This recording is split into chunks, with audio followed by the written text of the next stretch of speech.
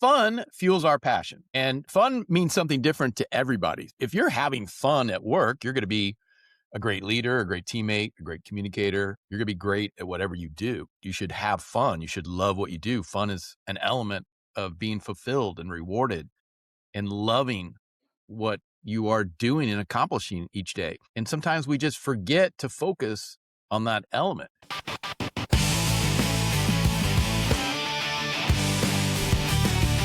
Shift happens, opportunities change, and success is a choice.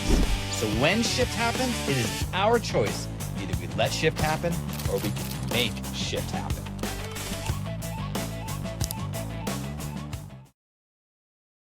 Hey, welcome everybody. Welcome to Talking Shift. I'm really excited for this episode, and I'm really excited to introduce our next guest here, Joel Zeff. And you guys are really going to dig into this conversation. I mean, Joel is a keynote speaker, author of his new book, Make the Right Choice. But Joel is also a humorist. He's an improv actor.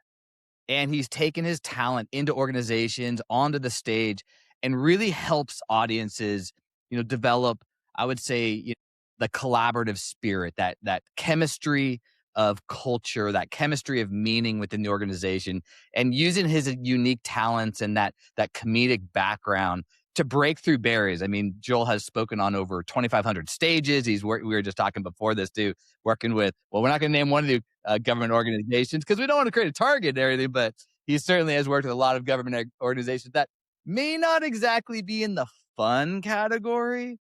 But what I love, Joel, so much about your message is helping organizations unleash that fun, within the team and whatnot. And I'm really, really curious because we were going to dig into this. And I think ultimately, just adding, maybe just a few sprinkles onto the leadership cupcake. And so, you had me at sprinkles. So Look at you. Everybody, welcome Joel, and let's talk some shift. Craig, I'm ready to talk shift because I talk shift all day, every day. My wife's like, you talking shift? And I'm like, I'm talking shift. That's all. I just wanted to see what's going on this podcast just because of the name is so awesome. And I want to talk apparently shift. That worked then. So that's good branding, Totally. So, hey, shift happens. So, well, let's talk about shift, right? Like, let's shift it. I mean, this is kind of funny to me because now the duh in me would say, well, of course we want to have fun, but hey, I'm a grinder. I'm a CEO. I'm a leader. I don't want to have fun. I want to just get work done. This is where we're going to make our production. This is where, so I'm sure that you have faced various personas kind of like that. And I'm really curious, like, why do we want to focus on fun within an organization? Why do we want to add some sprinkles into the leadership cupcake? And I want to dig into your new book, Make the Right Choice, because I think your message and so much of what you're delivering around, well, not to get into the tactile elements quite yet, but I want to get into the spirit of what you are creating within, the teams and organizations that you are influencing.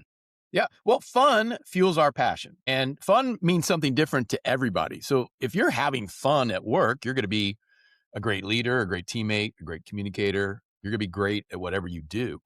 You should have fun. You should love what you do. Fun is an element of being fulfilled and rewarded and loving what you are doing and accomplishing each day. And sometimes we just forget to focus on that element. And fun isn't just like, pizza parties and we're just, we're on the floor, just barrel laughing, that's sure. Yeah, that's fun. Free donuts are fun. Cupcakes are fun, right? Ping pong cables are fun. That is fun. Fun in the break room, but fun, right? Super Bowl squares, all fun.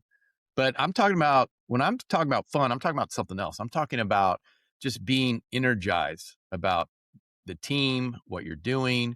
It could be solving a problem, mentoring somebody, reaching an objective, reaching a goal, overcoming a challenge. What is it that is fun for you? Once you figure that out, then that should be your goal every day. That should be your guiding light. Let's hit that. Let's find that. And for leaders, we've got to encourage and create that foundation where fun happens.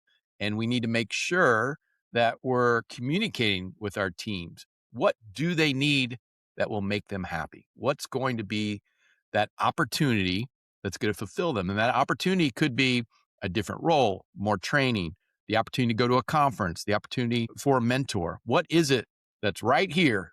And you know the answer that's going to fulfill and reward you. And that's the element that we're looking for. That's the element of fun. And what's that going to do? It's going to create passion, right? And that passion is always going to create success. Okay, so I mean, you're speaking my love language right now. I mean, We're and that's talking gift. right. This is now we're shifting from grind into now I want grit, grind to grit. I want to show up. Like leadership is fun for me. Tackling a problem is fun for me, not because I love problems, but I'll take that as a challenge. And now, how do I get to the opportunity? Getting in a room and spending the day with leaders and doing strategic planning, like really helping to extract those insights, carry that burden, and draw that towards action. That's fun for me. So when I have that, like I'm looking forward to showing up, right? That passion, it's connected into that purpose, right? And I talk about certainly with my clients and whatnot, like we have to unlock your genius zone, right? And then we can lock in. But when we're connected and we understand, this is what fills me up. This is what gives me energy. Now we're having fun at work, and maybe work I'll put in quotation marks, but we've got to be connected into, and so one way I frame this, I want to get your thought on this. I often will say, certainly, you've heard billionaires say, if you do what you love, you never work a day in your life. I'm not so sure it's that easy, but let's reverse that. What is it that you love in what you do, and really trying to find that part? And do you think that line will get you towards now what maybe I'm not loving, I can start finding and start connecting some fun and some purpose and some passion, and what otherwise I may not have control of exactly what my job description is because that's my job, right?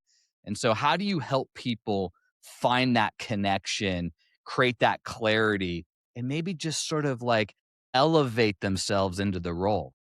So I use improv. That's my visual storyboard. A lot of speakers use PowerPoint, various stories, play the violin. There's lots of different Can you ways play to the do. violin? No, I can't. I can't do magic or juggle either. But I can do improv, and that's my gift. And that's what I use. And that's so I play improv games with during my keynote. I bring some audience volunteers, they jump on stage. I love that you mentioned my government clients, and I've spoken to 2,500 different clients, industries, banking. We talked about mortgage and housing, property management, healthcare. Obviously, we mentioned government, IT, accounting, you name the industry. People want to have fun. They want to laugh. And when we are laughing, when we're playing, which is what improv is, it's a game, what happens is we're more open to the message, we're more engaged with the message, and more importantly, we retain the message. So using improv as that tool, I'm hitting some very big check marks. And that's what clients want. And that's what, as far as what they want to their audience to experience. And so playing an improv game, we laugh, we have fun. It's very entertaining. Almost all my keynotes, I start, look, if you just laugh and have fun, I'm cool. That's a great way to spend an hour, because actually the ROI on that laughter is it connects, it brings people together, it creates a positive atmosphere and an environment that's going to carry over. There's so much ROI in that. But we're going to highlight some choices that these audience volunteers make when they jump on stage, how they work together as a team, how they embrace change, how they're accountable, how they are adaptable, how they make the choices to be more present in the moment, how they communicate, how they lead, how they're positive and supportive. And all these are choices that we can make that's going to allow us to be better leaders and better teammates. And that's what we want. We want that success. And again, goes back to that fun, being fulfilled, being rewarded. We mentioned a little earlier about passion. I bring people up on stage. I'm giving them opportunity, giving them ownership of the game. I explain how the game is played, but I'm not going to tell them what to do or how to do it. I'm just saying, here is the game. Here's how you play it. So they have complete ownership. And when you give people opportunity and ownership, something magical starts happening. They care. It's theirs. They want the game to be successful. They want the team to be successful. And so they're going to make choices that allow that to happen. And what we just mentioned. Then the next little magic happens once people start to care, and then they're receiving positive support. So the audience is laughing or applauding because they cared, they're trying, they're doing something to elicit that response. Well, the next magic is passion because they care about it. And then all of a sudden they have passion for this. They love it. They want to be really successful. And then that elevates their game even more. And so they're making these same choices. And I'm just illustrating this with the audience because it's very powerful when you see people make these choices in real time. It's not just somebody talking about these choices and how to be a great leader or a great communicator or a great teammate. It's not someone reading some words off a PowerPoint or telling. It's someone you're seeing these choices made in real time in out of their comfort zone in a difficult situation. And so what happens is they're engaged, they're open, they want to know why did they make those choices? And then I just kind of dissect and peel back the onion and we talk about why these choices were made and the foundation that was created for these choices to be made, opportunity and positive support and ownership. And all this happens in real time. And so it becomes super fun, but very powerful as far as delivering a message. Yeah, and there's a couple of things that really stand out to me as you're saying this, and a couple of words that like these Big word. insights, choices, right? I mean, choices, and I certainly picked up on that as I was looking into your book, and because I always say success is a choice, right? That book right there, I think maybe to make the right choice. It is a choice, right? We choose. Like shift Yeah, happens, right. opportunities change, I love it. success is a choice. So what I'm hearing too is as we get connected, we're owning it. We're connecting choice, ownership into opportunity. And that's starting to tether out okay, I care about this, maybe on a different level. Maybe I care now about how I influence the successful outcome of this, not just that we're trying to solve a problem for the organization, but my thumbprint on this is kind of how because that's the stuff that when I could see my thumbprint was on something, I'm proud. Like I'm proud of this solution. So It's your coming, owner. You're taking ownership. that's right. And hopefully someone gave you some positive support. You're like, you're doing a great job. I appreciate what you're doing. Thank you. And that's a gift. That's the best gift you can give anybody. I'm very lucky. I have a job where I get a round of applause. That's pretty hmm awesome. I do hmm my job. And same, Craig, you've been on many a stage. You get a round of applause. You do your job. You don't even have to be that good, Craig. You could have an off day, I but mean, I'm trying. people still gonna go, yeah, that talking shift was okay. But He showed up. yeah, he showed up. He looks good. Well, I'm gonna give it a little applause. And so most people don't have a job where they get a round of applause. We're pretty lucky that we have that opportunity because honestly, it fuels me. If I go a certain amount of time, like over the holidays when I'm not working, Mm. I'm just like doing bits at restaurants, in line just to get one person to laugh at me. That's I all mean, I need. It that's your fuels fuel me. right there. Yeah, and just because you have a job where you don't get a round of applause doesn't mean you don't deserve it, and you should. And if someone's not gonna give you a round of applause, you should just give it to yourself. As soon as you show up for work, you should just like, "Man, I'm awesome." People We will look at did you it. strange, and you just look right back at them and go, so good." It's funny, I do this thing in my keynote, and I have someone stand up, and I go, "Has anyone" I ask them what they do. I said, "Has anyone ever given you a round of applause?" And, inevitably, they say, "No." you know, as the client success manager, no one's giving Yeah, you yeah. The entire applause. organization hasn't stood up, and yeah. Yeah, no, you're not getting any applause. And so, and I introduce the person, have him, her, or him stand up. The whole audience gives them a round of applause. And I go, "How'd it feel?" And it's like, it's kind of, it feels great. I go, "But it was a little awkward, wasn't it?" And they're like, "Yeah, it was a little awkward." And that kind of, it's something we got to overcome. People are very, they're like, it's awkward when you give me positive support. It should never be awkward. That is rocket fuel. We need that it's our blood and water. We need that and air, and we need positive support. People say we're doing a great job and we appreciate it. And it should never be awkward to give it, and it should never be awkward to receive it. Embrace it because that fuels us up. And I was speaking to a manufacturing company right before the holidays, and it was a small group, and we were talking about this exact same thing. And this woman said, "That was really awkward for me to receive that positive support." I said, "That kind of makes me sad." I said, "You're doing great. Absolutely. I love giving people that positive support. It's my lifeblood. And I want you to think about it." And, we went through it and through the workshop, she sends me an email and says, "I went into work after your workshop and to the team." And remember, this is manufacturing, people building stuff. And, she said, "I started giving people, just making it a point of the day to give people positive support and saying, appreciating them and saying they're doing a great job." And they all side-eyed me and like, "What is your motive? What are you doing? This is totally out of character and different." And she goes, "You know what? I didn't give up. I kept doing it." And then they started receiving it. Mhm. And then they were looking forward to it, and they were enjoying it, and they were anticipating it, and it was building them up. And all of a sudden, the spirit, the team, the culture shifted. We made some shift happen.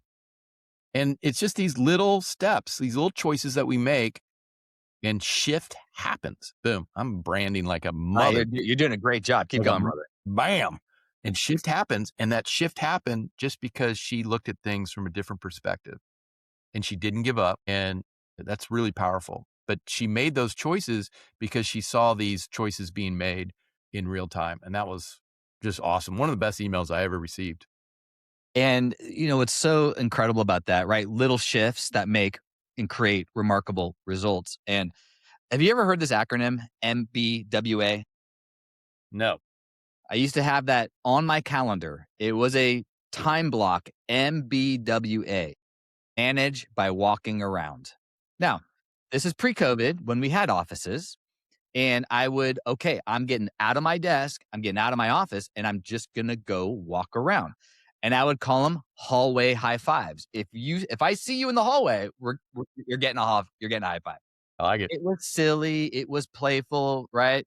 But like I dig it. And then I would say, people, I said, you know how to give like a really proper high five? Because like missing that high five is the worst. It's like a limp handshake. Like, you don't make good contact, we're doing it again. So, but it happens. You look at the elbow. When you do a high five, you look at the elbow, and then you always make really good contact. All right. I'll try that on my Who would have next known? high five experience.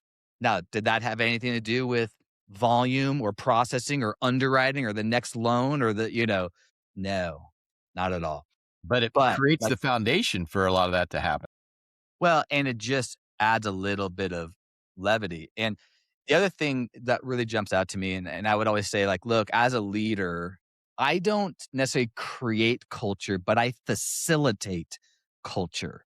And so as I'm thinking about who you're talking about, going out and I'm just going to be purposeful about giving some positive feedback, a couple attaboys here or there. Well, what I would then end up, what I think I would see from that is once she starts doing that, other people in the organization are going to start doing the same thing. And now we have that culture, that spirit of positivity, right? Collaboration, and then obviously how much that then, opens up. And so I think that's why I love your message. And these are choices, right? That is a very conscious choice that she's making that you helped her, bring into that, that conscious forward, thought process. Yeah. When I play these improv games Mm-hmm. and the audience laughs and applauds, what happens? Those audience volunteers, they do more. And then the audience will laugh and applaud, and the audience volunteers will take more risks, do more. And it's an amazing, I give them opportunity. The audience creates that positive support, and it's this amazing chemistry. And those are the two things we want more of than anything. And unfortunately, many don't receive enough opportunity and positive support. And when you don't receive opportunity and positive support, you're not very happy. You show up to work, but mentally, bye-bye, you're gone. Bye-bye. We all meet bye-bye people. They walk among us. Bye-bye people do not care. Negatively, they do not care. They don't care about you, the brand, the mission, customer service. They don't care. If they don't care, they're not going to be very successful. And so that opportunity and positive support, that's going to fuel them, and they're going to realize they're not happy. And then they're going to leave. They're going to go work someplace else that's going to give them opportunity and positive support. And now you have to use your resources to find a new person, train that person, get that person up to speed. That all takes away from what the goal is, what the company is supposed to be doing. And so you just let somebody walk out the door that's probably already trained, probably successful, probably an earner, Mhm. and you didn't give them opportunity and positive support. And they're like, I'm not happy. I'm going to go find it someplace else. And sometimes they're always chasing that too. I mean, Yeah, you would should. you would you say this person is a creative zombie? So creative zombies, man, you did your research. I'm proud of you, Craig. I'm here for you. Sometimes I do podcast interviews. And they're like, I don't even know who you Just are. want I got a couple little, I'm just gonna lob you a couple I like things. it. I don't know. Maybe you used AI. It doesn't matter. You did it. I'm No, no. proud of you. I'm proud of you. So proud. Those creative zombies, when someone says, well, that's the way we've always done it, right? Totally. That's a good clue that you're a creative zombie. Like, you should run from that person because they could infect you. And, you deal with these people. And I, in my career, when I was in journalism and then I went into advertising and PR, and you would run into these people. And I still, when I have an idea or I want to, something, in an event, people push back. Creativity a lot is change. It's something different. We got to make some choices and do something else that we didn't do last time. And that's going to totally mess us up. And those are creative zombies. And it's just, for me, it's just so frustrating and it just deflating. But then at the same time, when I work with somebody and they're open to ideas, they're open to creativity, they're open to doing something different, it's like I'm breathing 100% oxygen. It's like I'm just my fuel levels are just at the top. It's just, I'm like, I'm caffeinated without drinking coffee, and it's so awesome. And everybody feels that way. And it's not to say every idea let's jump into. That's not what I'm saying. Most ideas don't work. Most ideas aren't going to see the light of day. It's the openness to ideas, the openness to creativity, the openness to doing something different. And we have to. That's how we grow. That's how we find success. That's how we get better. There's a lot of companies that are no longer around because they stopped being creative. They stopped Mm, innovating. They want to yeah. do it the way they've always done it. And you don't walk into those places anymore because they don't exist. And these are huge, huge brands that we thought would be around forever. And they're gone because they didn't innovate. Well, and it's happening again, right? I mean, again, shift, It right? will We continue. are in a shift in business right now. I mean, we certainly see in the mortgage and the housing industry side, society is shifting, business is shifting, and we have to figure out how to shift with that. And it's not it's like, well, is it AI? Well, no, it's what AI is now allowing and creating and helping people innovate. And that's a whole rabbit hole, that would go down. But Yeah, I I think would say just watch. I have a Gen Z son and daughter. Watch them, same. see the choices they make, and you're going to see the future. Because in the future, you'll never walk into a bank again. It's already happening. I mean, I don't. You'll there's nope. Well, and so And you just watch, and just all these choices that they make. You just watch their choices and you can determine what's going to happen. There's some brands that are going to be in big, big trouble when Gen Z becomes bigger.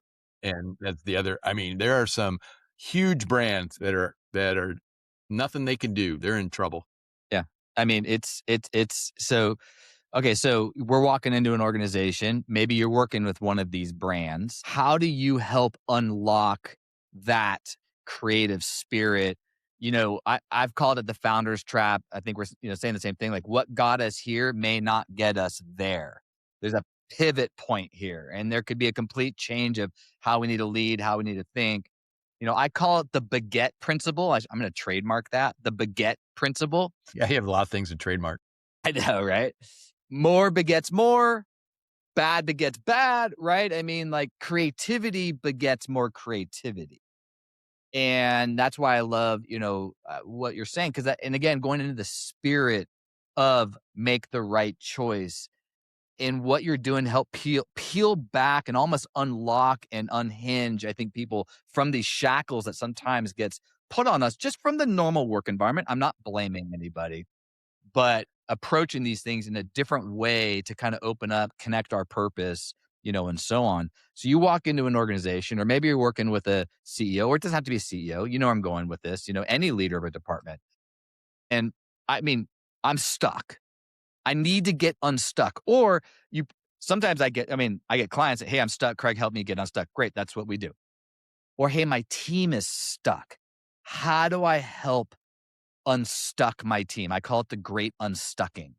I mean, how would you approach that situation? Well, and when I use the improv games, and I think you learn a lot by the choices that we make when we create that opportunity. And I think change is what you're really focused on here, and that there's so much change and disruption.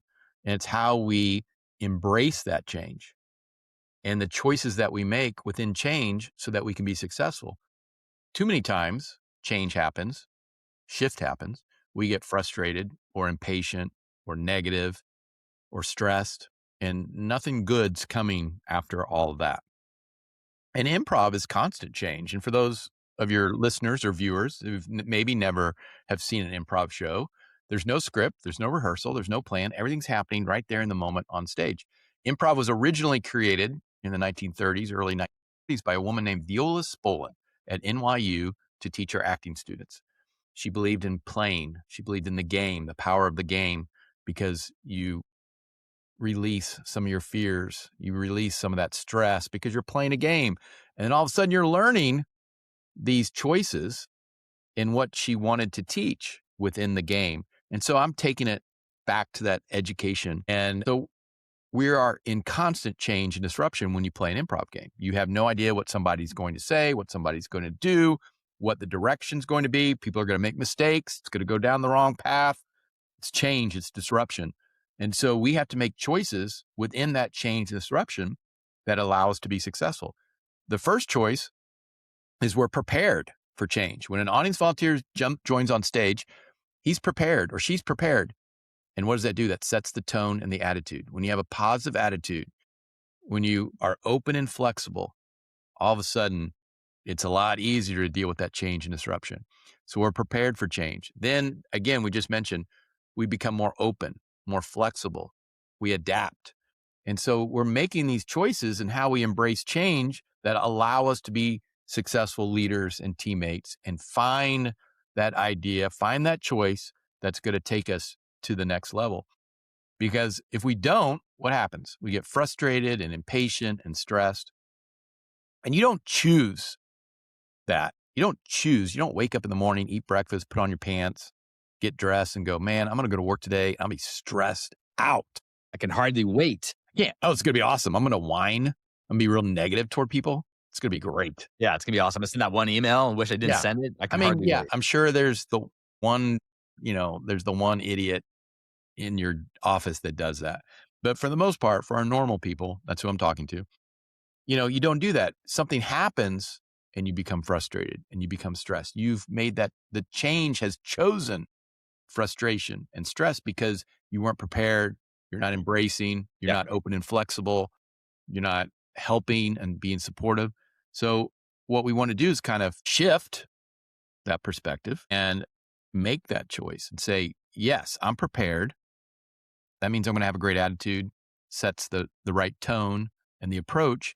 And what that does is we still deal with this change, this disruption that's difficult or stressful or hard, but we're coming at it in a totally different perspective. And that's going to allow us to keep our passion up, keep ourselves fueled, and we're going to find success. And that's the goal. It's not always going to happen, but that should be what we're trying to attain. That should be our focus. Well, and as a leader, right? If I put my career hat back on, when I was leading, and I believe in the C's of leadership. One of those C's is change. As a leader, we are always effectively leading change in some form or another. So let's embrace that we are change agents. And so I can see if I brought you in and you're talking to a team, what I'm trying to do is create fertile ground within my team, to your point, through positive approaches, elements of fear. We're going to embrace change, but I'm like fertilizing the ground that we can expect change and we're going to embrace it. I like what you said earlier because I would say, like, no bad ideas, even though some are. I want all your bad ideas come from some of that. We're going to get some good ideas, right? But what I see too is like you doing the improv exercises, let's say with my team, and I can think about very operationally minded. I've got salespeople, I've got operations people, right? Sometimes operations people are goofier than the salespeople. But anyway, but I digress. I can see all of a sudden we're putting people through something uncomfortable, something you never thought you could do this before. In fact, you probably didn't want to get picked, but you got picked anyway. And certain the spirit of the moment, you got on stage, you faced your uncomfortable situation, and you did it. You did the exercise. It was funny. You got your round of applause. Now we're energizing that spirit inside of you of, see, you can change. You can do something. You can make the right choice towards, I'm going to do something uncomfortable, but I'm going to have a positive result on the other end of that. And those are the things I think about in terms of just, the mindset of change and creating that within people. So then when I'm getting back to the work environment, let's say with this team, see you guys, we can improv our way through. We might have something and by the way, not all change is big. Sometimes I use the example of it might just be you've always checked the box right here for 20 years. And now I'm asking you to check the box right here. That could be a really big deal because now I'm breaking that manufacturing line that you're just used to. And that is a very technology rollouts, process changes, workflows. Like not every change has to be this monumental shift, right? It's little shifts. And so that's what I love in the spirit, again, going into make the right choice, building that improv, that fun, unleashing that positivity, right? And so I think I can see how these exercises and what you're doing can help unlock so much within, the team. Right. And you mentioned, I don't want my audience to ever feel uncomfortable. And so it's getting out of your comfort zone, but I Mm, want you to be very positive and mm, supportive. And so I create this environment where they are comfortable getting out of your comfort zone. I don't want you to feel uncomfortable like, and yeah, yeah. stressed. That doesn't make, I want everybody to feel positive and supportive. That's why I find that success. I don't want to ever have a moment of being uncomfortable. And also the audience volunteers to join me on stage. I don't want to pick Sure, anybody sure. or anybody that doesn't want to be on stage. If you are on stage with me, I want you to be there. Like a lot of clients say, I don't know if my people are going to do this. I don't need all your people to do this. In an hour, I bring up 9 people. I don't need Bob from accounting to come on Yeah, stage with me. yeah, yeah, yeah. I need 9. And I promise in that group of 300, 400, 500, 150, there's 9 that want to play an improv game and have fun. And yes, it's out of their comfort zone because they've never done an improv game, but it's all about creating that positive support. Before we even play a game, they're probably gotten 3 or 4 rounds of applause that I've created and energized. And so you want that person to feel safe and supported, and that's what a great leader does, is create that. And then that positive support's going to happen. I'm going to create opportunity, and then we can start making some really great choices. One of my favorite choices when I talk about teamwork and leadership is, how do I help the people around me be successful? And people would always ask. Performed at this theater in Dallas. We had our own theater, the group that I was performing with. We did 4 shows a week plus corporate. It was a lot of shows, a lot of work, and it was fun. And people would always say, "Well, I know how it works. You already know what you want to do." And you had to explain to people, I have no idea what I'm going to do or what the other performers are going to do. But I will tell you one secret is, I'm thinking, how do I help the other performers find success? Not about how am I going to be the star? How can I be the funniest? How can I be the person the audience loves the most? I'm going to think about, how do I help the other people on that stage with me find success? I ask the question, how do I help the people around me be successful? That's what great improv is. I'm going to set them up. I'm going to Mm, answer it in my mind, and then I'm going to act on it. And when you take that to that audience of, 2 days ago, I was with an ag insurance company. Last week, I was with a technology company in the healthcare space. In a couple weeks, I'm with a hotel management company. So when I'm saying to that group is, I want you to ask that question. How do I help the people around me, your customers, your team, your partners, your vendors? How do I help them find success? And you know what the answer is because you're hopefully know what you're doing. And then now the hard part is to act on it, to actually do it, to send it out there.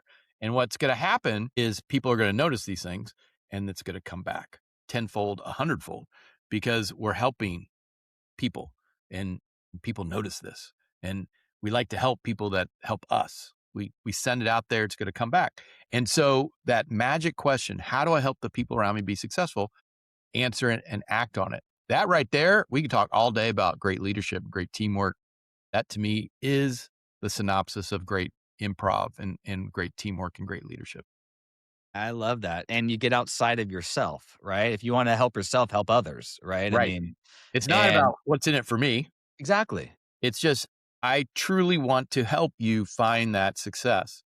Whether you're a member of the team, you're in a different department, you're in marketing, you're in HR, you're in accounting, whatever. It's a customer, obviously. That goes without saying. It's a partner. And, you know, like 2 days ago when I was speaking to the insurance company, the question is, where do most of your new clients come from? Referrals, right? That's same with my business, probably same with yours, Craig. Yep. Yep. Why did we get a referral? Because we helped somebody find success. We helped them find that success, and you always want to pass that name on. I get great joy when I refer somebody. I love it, and I'm sure you do the same. And 100%. and everybody else, I'm like, man, you need a you need this. Wow, this is the company for you. This is you need insurance for your ag business. This is the company for you. And boy, they really helped me. They really solved my problem. I've one of the best decisions of my life was signing with them. And so, it's that mindset of helping people find success. Well, and that to me, that's a magnet to the compass. And in fact, and I'll frame it like this: I often say that we think that leaders are the compass, and I say, no, no, no. Leaders are not the compass. Leaders are the magnet to other people's compasses. Right? We're Yeah. inspiring change and direction. And so, certainly, like what you're talking about, how do you magnetize your own compass? And that goes into, again, your purpose and your passion and all these different things we're talking about, including, look, you might have a very manufacturing oriented job. You may not like, do you love doing spreadsheets all day? I actually kind of do because I'm kind of, a dork that way. But what I love is the result of a really good spreadsheet, breaking down a P&L, a pro forma. People know I do pro formas and but it's not the pro forma. It's we just discovered profitability that we could never see before. Like this was a really helpful tool. Like I am proud of the spreadsheet, right? I mean, I can't think of anything more mundane than that, but that's a magnet to my compass, to your point, that what I have built is now helping somebody, an organization, but somebody personally, especially in the mortgage business, a branch running a business, now go from I'm breaking even to now I'm profitable without changing the makeup of our Mhm. financial structure, fixing a few things. Like I am proud of that moment. Now I want to do more spreadsheets. No, no. I want to help more people be profitable. That's the magnet to my compass. That's helping somebody else. Yeah. Man, there's some science in that explanation. And there's an art and a science, There's like some science. There's yeah, yeah. magnets, there's a compass. Dude, we haven't even gotten into energy yet. Signal versus noise. I mean, Yeah. all that I stuff. think you need to find a sextant. A what? Sextant. Okay, just want to clarify. Are you not familiar with the sextant? Want you to define it for me. I am, but somebody else isn't. I'm asking for a friend. So a sextant was a tool that people on a ship, travelers use to find their way using the stars. A sextant. I do kind of remember that from a history book, but I wasn't exactly putting one to one together there, right there. But I'm happy you clarified for, Samuel in the audience who's listening right now because I knew, but anyway, that's funny, man. Mhm. I love the spirit of this conversation. I love where we're going with this. And I absolutely love what you're doing for organizations. Cause again, I think about this, putting my career hat back on about how we make the right choice and how we help other people make the right choice. So tell me a little bit about what you're, with it. I know we've talked about a lot of things within the book. Tell me a little bit more about the book. I'd love to hear a little bit more about the cupcakes, the Tada philosophy. Okay. Tell me a little bit more about why the audience, why they need to read your book. How is this going to bring this back home with them? Right. Well, one, they need to purchase the book because I have a kid in college out of state and it's Out of ridiculous. state. Yeah, it's ridiculous. Brutal. And so that's number one. Two is everything that I talk about in my keynotes is in the book in much greater detail, right? So I only, if I speak an hour and a half, this is in much greater detail with each message and the choices that I talk about teamwork and staying in the game and being more present in the moment, helping the people around us be successful and the importance of celebrating and creating these ta-da moments and opportunity and positive support. And then in the book, I also give a lot of ideas, things I've discovered or learned on my journey, meeting all these amazing companies and corporate cultures and seeing what leaders that are successful, what they do to create this energy. And, we talk a chapter about positive support and I talk about some ideas that I've seen that other companies have done to create a little appreciation and positive support and, ideas to engage and energize. And we talked about that ta-da moment. And ta-da is kind of a big part of my brand. When the kids were younger, everything was a ta-da, like Yeah. the magician, it's a flourish, it's an Yeah. ending, it's a big deal. Ta-da, we did it. And when your kids are younger, you celebrate everything. They pick up a spoon, they drink out of their sippy cup. Everything they do is Yeah. a celebration, Yeah. right? You're like, you did it. Did it. Yay! Everything's a celebration. And when we celebrate, it builds their confidence. You see it in their eyes. They get a big smile. Whatever we're celebrating, they do more of. And it ingrains that element of positivity and confidence and celebration. And as we grow older, we do great things. We don't celebrate them. We just think it's a part of our day. This is what we're supposed I You had a got little it. problem. Yeah, supposed.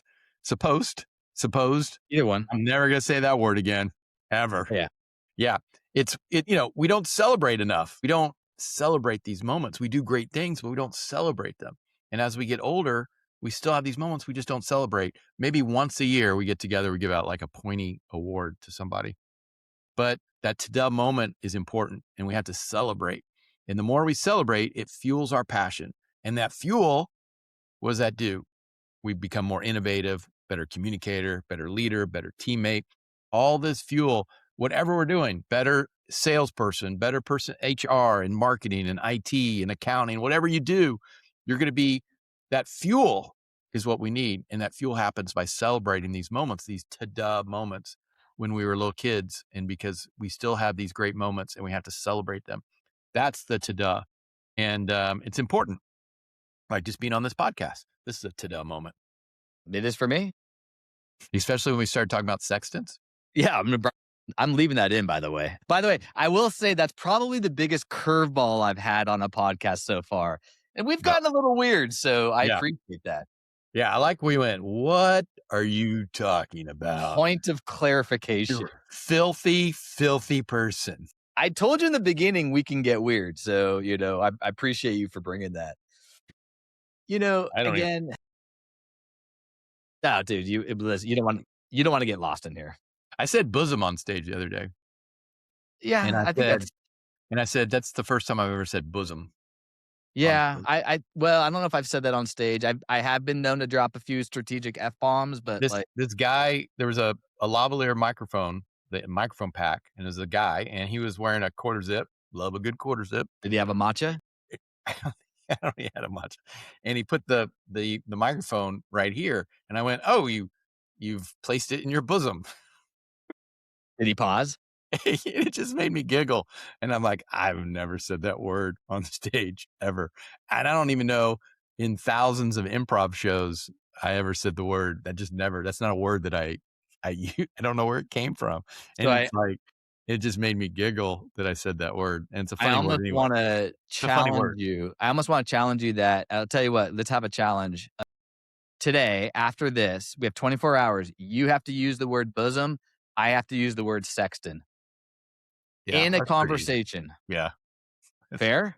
yeah. It's, All right. All right. Email me if you do it. I'll do the yeah. same. Close to, yeah. I think I have the easier, I think I have the easier challenge.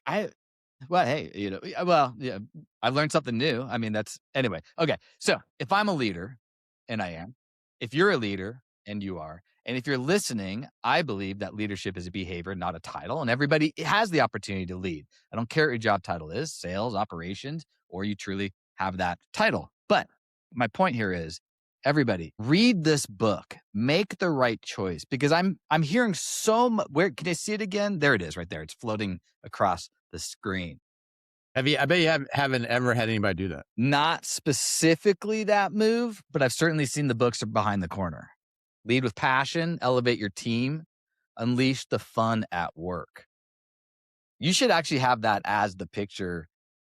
But I think that that is, again, I'm going to go back and say that's the fertile ground that as a leader to help create that culture. And again, or I'm going to say facilitate that culture within my team. And it doesn't have to, I mean, organizationally, but even just within our team. Like this is a book that I would want to read as a group. I wouldn't this is a team book. And now how do we facilitate these different, the points that you're making, unleashing the positivity, right? Success is a choice, making the right choice, creating the ta-das.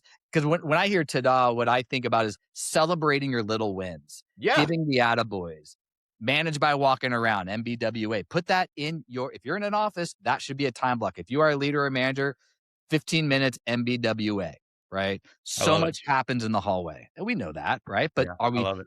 purposeful towards that? And I think that's what I love so much about what I'm hearing within your book is you're creating a very conscious awareness of purpose towards, I'm going to say it again, making the right choice. And I wanted to make the book fun too. I wanted to make it very accessible. That's the other thing. Sometimes when we talk about some of these topics, people write these business books and they're just like, Yeah, right. there's a lot of triangles and Right. you're just like, dude, Triangle. Totally. just How like, many times do you say the word synergy? yeah, if there's a book and there's a triangle, I'm like, it's automatic. I'm out. I'm out. Interlocking circles, those Oh, yeah. two.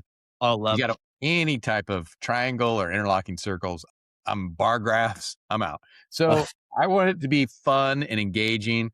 There's some silliness, there's some whimsy. That's what I'm about. There's lots of fun. There's jokes in every chapter. And I hope every chapter makes the reader smile and kind of nod. I talk about, all the bad bosses that you kind of run into. Did you get to that chapter about, Not yet. Yeah, not the bad bosses, but I'm aware of a few. yeah, dams, dumbass managers. Well, I like that. I think Yeah. we could all name a few. There's a lot, especially in today's I'm sure world. I've been named in that. Yeah. In today's world, they're everywhere. Somehow they're like gremlins. Someone has fed them and given them water at midnight and then Well, multiplied. think about so many people get put in these positions. They might have been good at their prior job. Like, oh, you're good there. Let's make you a manager. Well, that has nothing to do with you knowing how to manage or lead, Yeah. right? No, I think there's a lot of people that weren't good ever. And Yeah. It somehow happens. they are where they are. And so, so I want it to be fun and engaging and accessible. And I want people to smile and hopefully maybe even laugh when we talk about these topics about choice and about change and about teamwork and leadership and communication and these choices, how important they are to our success, and give some ideas to help fuel that passion and fuel that energy to make these choices. I love it. That was a good. That's a really good one. And again, everybody listening, this is, I think, the book. Read this with your team. I used to call it brain food. I'd assign brain food a book, a podcast. We would discuss it as a team.